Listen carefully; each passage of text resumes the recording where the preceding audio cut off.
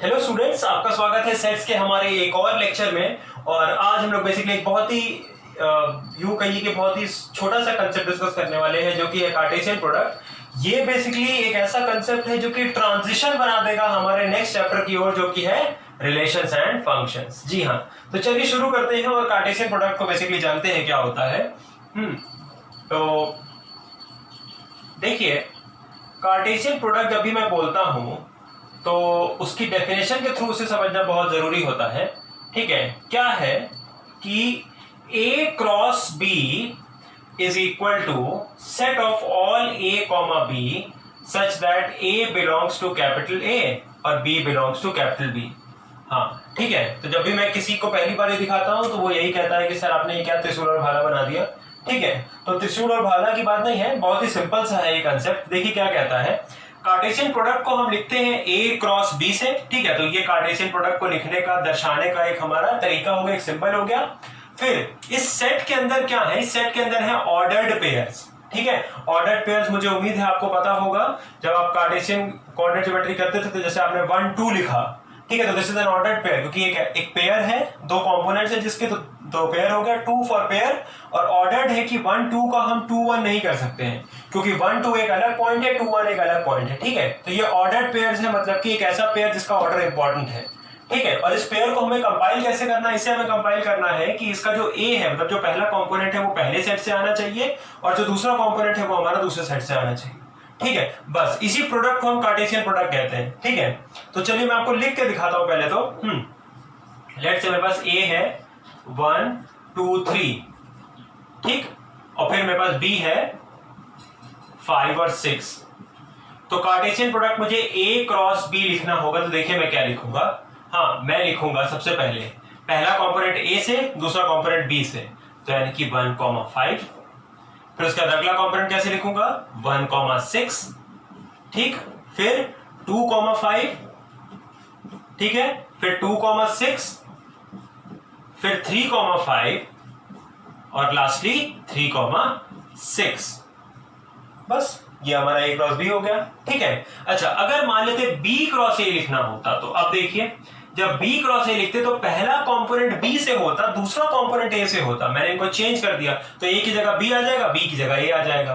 तो अब मैं लिखता 5 1, ना कि 1 5, ठीक, फिर 6 1 6 1, फिर लिखता मैं 5 2, ठीक है, फिर मैं लिखता 6 2, उसके बाद 5 3, और फाइनली 6 3।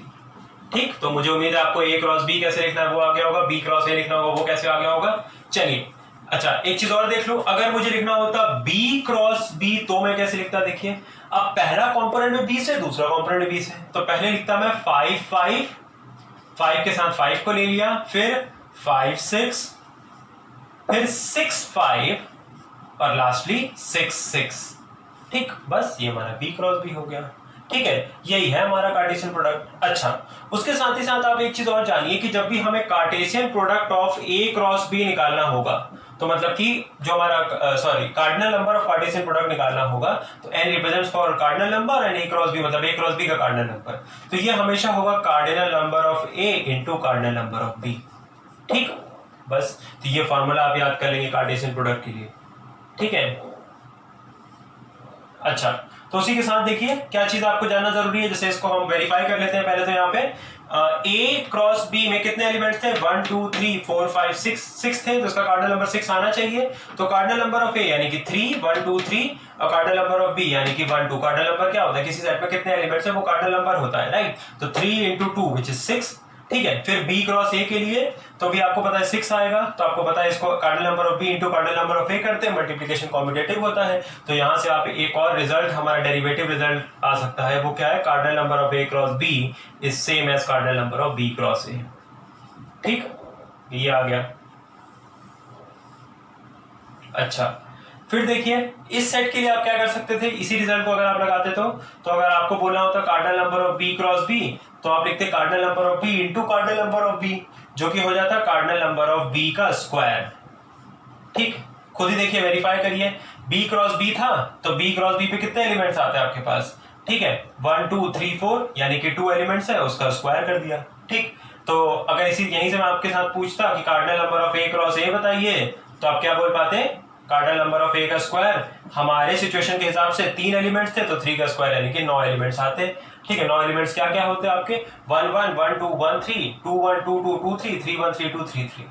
ठीक है, तो बस यही है हमारा कार्टेशियन प्रोडक्ट और उसका छोटा सा कंसेप्ट। ये बहुत ही इंपॉर्टेंट है आपके रिलेशंस को समझने के लिए। ठीक है, तो पहला चैप्टर सेट्स होता है, फिर सेट्स आगे जाके रिलेशंस में कन्वर्ट होता है। ठीक है, फिर उसके बाद वो आगे जाके फंक्शंस में कन्वर्ट होता है। ठीक, तो ये हमारा होपफुली लास्ट लेक्चर है। होपफुली क्या, वैसे भी लास्ट लेक्चर है। अगर आपके कुछ डाउट्स आते हैं तो मे भी मैं आपके डाउट्स पे एक वीडियो बना दूं।